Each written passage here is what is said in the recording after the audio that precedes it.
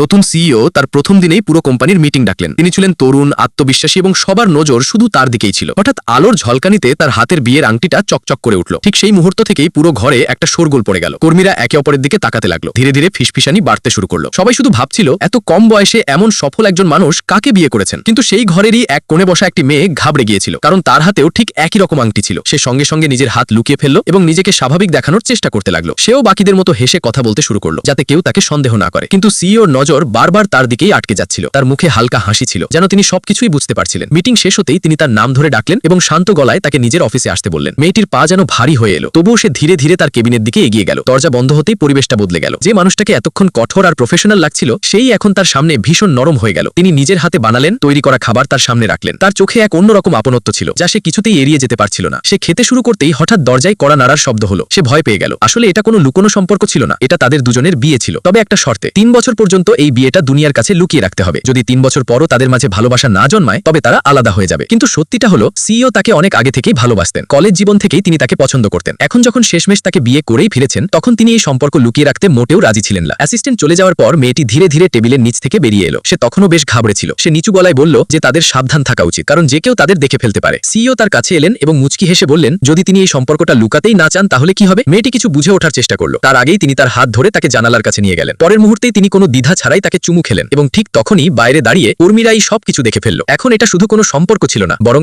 এমন এক রহস্য ছিল যা প্রথম দিনেই সবার সামনে চলে এলো। এই ছবির জন্য লাইক আর সাবস্ক্রাইব করুন।